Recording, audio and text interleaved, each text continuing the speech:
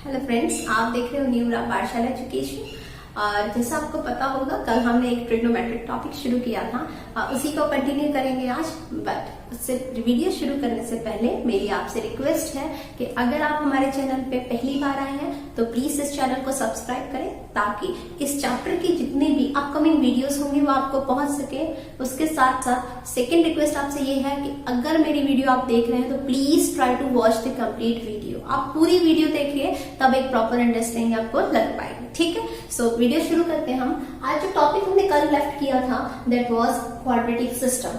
तो quadratic system in trigonometry की अगर हम बात करें तो वहां पे बताया था कि बेसिकली पूरा क्वाड्रेटिक सिस्टम जो होता है वो क्या है, 4 पार्ट्स में डिवाइड होता है। पहला पार्ट पता था दैट इज फर्स्ट क्वाड्रेंट, फिर सेकंड क्वाड्रेंट, फिर third quadrant, then fourth quadrant. Clear हुआ? इसके साथ साथ मैंने आपको बताया था कि जो फर्स्ट क्वाड्रेंट होता है उसमें सारी ट्रिग्नोमेट्रिक रेशियो कैसी रहती है, इक्वल, मतलब पॉजिटिव रहती है। ठीक है, जो सेकेंड क्वाड्रेंट होता है उसमें साइन और कोसिकेंट क्या रहते हैं, पॉजिटिव रहते हैं। इसका क्या मतलब है साइन और कोसिकेंट? गाइस, इसका मतलब ये है कि कभी भी किसी भी ट्रिग्नोमेट्रिक रेशियो, जैसे कि मान लीजिए साइन 90 डिग्री मिला, या फिर मान लीजिए साइन जो है 30 डिग्री मिला, फिर उसके बाद कॉस क्या मिला, 30 डिग्री मिला, टेन क्या मिला, 30 डिग्री मिला, कोसिकेंट क्या मिला, 30 डिग्री मिला, इस तरह से सीकेंट क्या मिला, 30 डिग्री मिला। ऐसे जितने भी हमारे पास क्या थे, जितने भी मतलब हमारे पास जो है एंगल्स थे, जितने भी ट्रिग्नोमेट्रिक रेशियोज थी, अगर वो 0 से 90 के बीच में आएंगी तो हम क्या कंसिडर करेंगे, हम उन्हें पॉजिटिव कंसिडर करेंगे। क्लियर हो गया? इसके बाद अगर मान लीजिए यहाँ पे क्या है, सिर्फ साइन और कोसिकेंट क्या रहने वाले हैं, पॉजिटिव रहेंगे। इसका मतलब क्या है कि अगर हम यहाँ पे साइन अगर मेरा 90 से 180 के बीच में ले लीजिए, तो मान लीजिए आपके पास आ जाता है 100 डिग्री। ठीक है, तो साइन जो 100 डिग्री होगा गाइस, वो किस में रहेगा, पॉजिटिव में रहेगा। क्यों? क्योंकि वो सेकेंड क्वाड्रेंट में कैसा पता, आपको पता चल रहा होगा, सेकेंड क्वाड्रेंट में साइन क्या रहने वाला है, पॉजिटिव रहेगा। और साइन का रेसिप्रोकल क्या होता है, कोसिकेंट, और वो भी क्या रहेगा, सेकेंड क्वाड्रेंट में वो भी पॉजिटिव रहेगा। क्लियर हो गया? अच्छा, इसी तरह से अगर हम थर्ड क्वाड्रेंट की बात करें तो यहाँ पे कौन पॉजिटिव रहने वाला है, इसका मतलब 10 और कॉट ही सिर्फ पॉजिटिव रहेंगे। मींस 100 से 270 के बीच में कोई भी एंगल आएगा तो 10 और जो कॉट होगा सिर्फ वही क्या है, ट्रिग्नोमेट्रिक रेशियो पॉजिटिव रहेंगी। उसके अलावा जैसे साइन हुआ, कॉस हुआ, कोसिकेंट हुआ, सीकेंट हुआ, ये सारे ही क्या रहेंगे, नेगेटिव रहेंगे।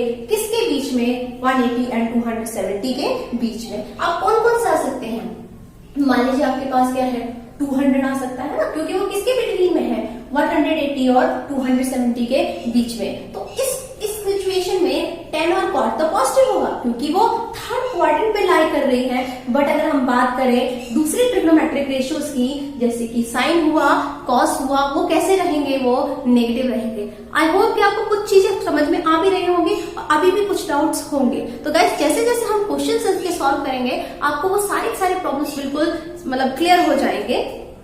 अब इसके बाद देखिए, नेक्स्ट आपके पास है कॉस और सीकेंट। कॉस और सीकेंट की बात करें तो कॉस और सीकेंट जो है गाइस 270 से 0, मतलब या कह सकते हो 360।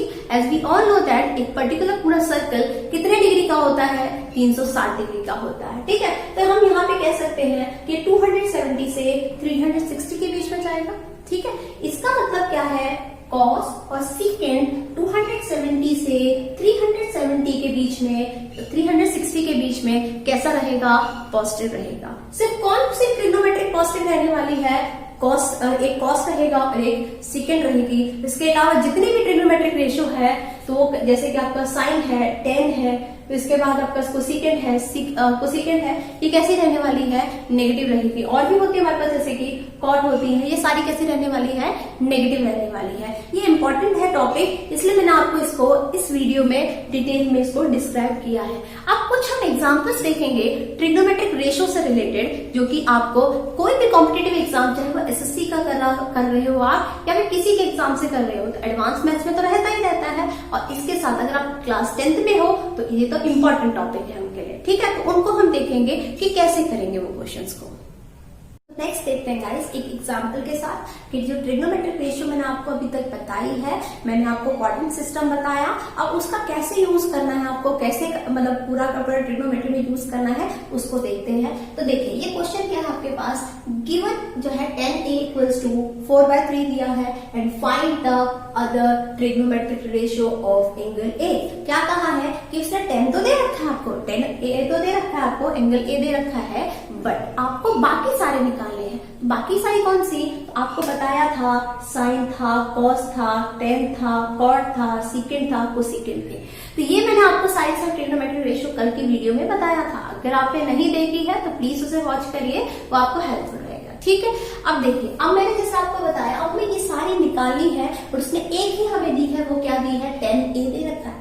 तो tan A दे रखा है, मैंने क्या किया, अपना राइट एंगल ट्राइंगल बनाया, इस पे C जो है वो 90 डिग्री का ले लिया।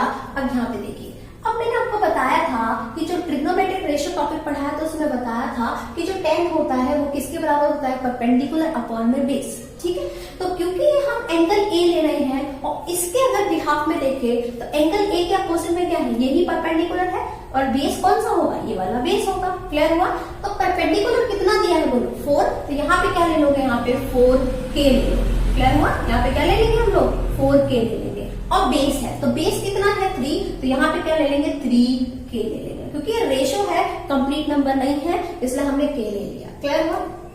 अब देखिए, अब आपके पास जो है पाइथागोरस थ्योरम क्या कहती है कि जो हाइपोटेनस होता है उसका स्क्वायर किसके बराबर होता है? परपेंडिकुलर का स्क्वायर और बेस का स्क्वायर। छोटी क्लासेस में पढ़ा है आपने। ठीक है, तो हाइपोटेनस अभी नहीं पता है, ए बी कितना है, तो मैं यहाँ क्या लिख लूंगी? ए बी का स्क्वायर लिख लूंगी। क्लियर हो गया?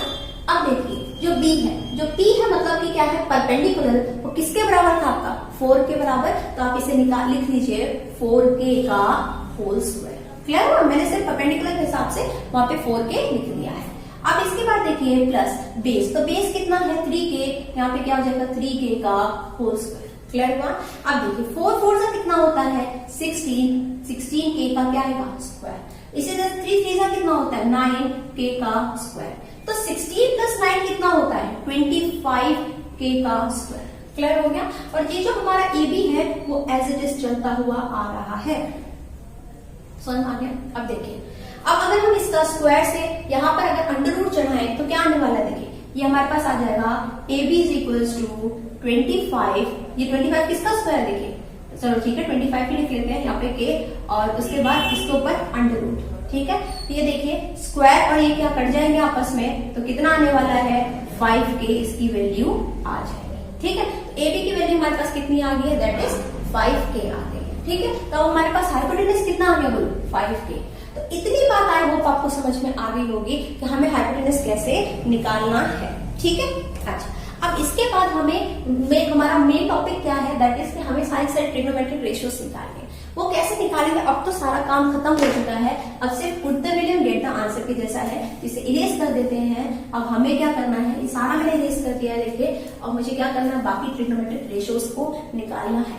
लेकिन ये रेशियोज आपको सिर्फ तब निकालने आएगी अगर आपको पता है कि जो साइन होता है, बेसिकली जो साइन A होगा वो किसके बराबर होगा? परपेंडिकुलर अपॉन में हाइपोटेनस के बराबर होगा। क्लियर हुआ? अब परपेंडिकुलर का मतलब क्या है? यहाँ पे देखिए ना, कितना है? 4। यहाँ पे कितना आएगा बोलो? 4K। क्लियर हुआ? हाइपोटेनस का मतलब कितना है? 5K। K से K कैंसल आउट हो गया, कितना आ गया? 4/5। तो आपको आई होप पता चल गया होगा साइन A हमने कैसे निकाला? 4/5। नेक्स्ट हमें जो ट्रिग्नोमेट्रिक रेशियो निकालनी है दैट इज cos A की निकाल लेते हैं। तो cos क्या होता है? बेस अपॉन में हाइपोटेनस। तो यहाँ पे हो जाएगा बेस अपॉन में हाइपोटेनस। बेस कितना है अब हमारे पास? तो ये बताया था 3K, तो यहाँ पे क्या आएगा? 3K। हाइपोटेनस कितना होगा? 5K। तो कितना आ जाएगा बोलो? 5K। K से K कैंसल आउट हुआ, कितना आ गया? 3/5 आ गया। समझ में आ गया? अच्छा, नेक्स्ट अपने पास क्या होता है? कॉट। ठीक है, कॉट क्या होता है आपके पास? कॉट होता है हमारे पास बेस अपॉन में परपेंडिकुलर। क्या होता है? बेस अपॉन में परपेंडिकुलर। तो बेस कितना है? देखिए 3K, तो ये हो जाएगा 3K। परपेंडिकुलर कितना दिख रहा है आपको? 4K। कितना आ जाएगा? 4K। तो इक्वल्स टू K से K कट गया, कितना आ गया बोलो? 3/4 आ गया। क्लियर हो गया आपको? इसी तरह से जो है हमें क्या निकालना पड़ेगा? हमें सीकेंट लगाना पड़ेगा, सीकेंट थीटा। तो सीकेंट थीटा आपको बताया था किसका उल्टा होता है? सीकेंट कॉस का उल्टा होता है। ठीक है, तो कॉस कितना है बोलो? 3/5। तो ये कितना आएगा? 5/3। जब मैंने ट्रिग्नोमेट्रिक रेशियोज कराई थी आपको ये बात बताई थी। क्लियर हुआ? इसके बाद सिमिलरली नेक्स्ट क्या निकाला आपने, कोसेकेंट थीटा निकालना है या फिर ए निकालना है, यहाँ पे सारे ए ही निकालने पड़ेंगे, सॉरी यहाँ पे सब एक लिख लीजिए, ठीक है। तो अब आपके पास देखिए कोसेकेंट किसका उल्टा है, साइन का उल्टा है, ठीक है। तो साइन कितना आएगा देखिए 4/5, तो ये कितना आ जाएगा 5/4। देखिए कितना इजी है, अगर आपने वो ट्रिग्नोमेट्रिक रेशियो का कॉन्सेप्ट पढ़ा है तो आपको इसको समझने में बिल्कुल भी प्रॉब्लम नहीं आएगी, ठीक है। तो आई होप कि जो हमने ये क्वेश्चन किया आपको समझ में आया होगा, ठीक है। इसके बेस पे अब हम एक क्वेश्चन और कंसिडर करेंगे आज।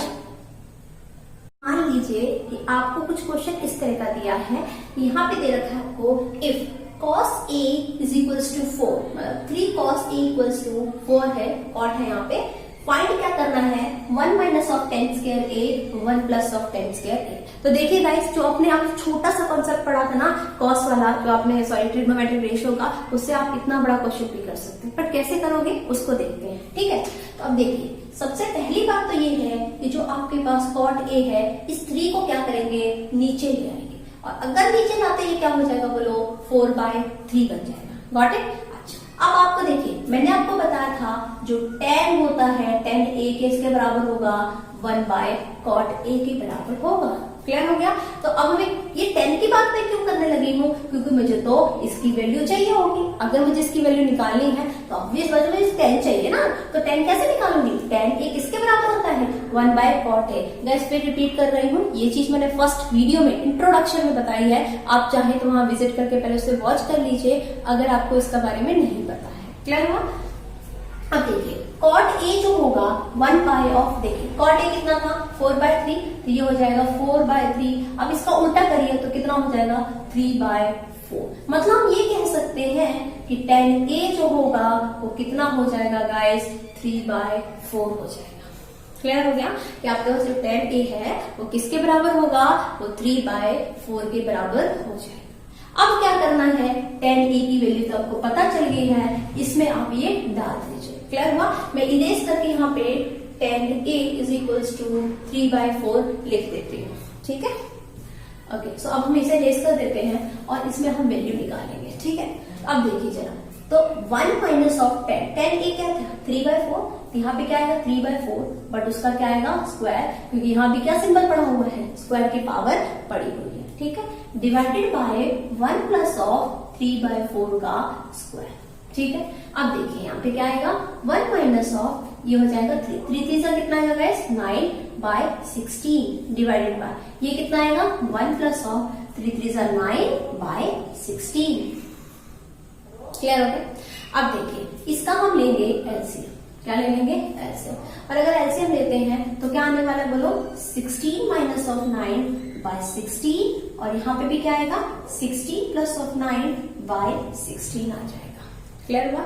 अच्छा 16 में से 9 जाएगा तो कितना आएगा 7, तो कितना आ जाएगा आपके पास that is 7/16 divided by 16 plus 9 कितना हो जाएगा 25, तो ये हो जाएगा आपके पास 25/16 आ जाएगा, क्लियर हो गया। अब देखिए ये 16 से ये 16 क्या होने वाला है, कैंसिल आउट हो जाएगा, तो हमारे पास क्या आने वाला है 7/25। तो देख लीजिए हमें अगर वो छोटा सा कॉन्सेप्ट ट्रिग्नोमेट्रिक रेशियो का आता है तो हम इस तरह की वैल्यूज को भी निकाल सकते हैं इजीली। तो आई होप जो हमने आज 2 क्वेश्चन समझे और आपको क्वाड्रेंट सिस्टम का जो मैंने डिटेल में बताया है कि कहाँ पर पॉजिटिव रहता है कहाँ पे नेगेटिव रहता है, उसका मतलब क्या होता है आपको समझ में आया होगा। तो गाइज अगर ये वीडियो अच्छी लगी हो तो प्लीज इसे लाइक शेयर और सब्सक्राइब करिए मेरे चैनल को, and thank you to all. और अब इसकी जो वीडियो है कल आपको मिलेगी उसका 3rd पार्ट।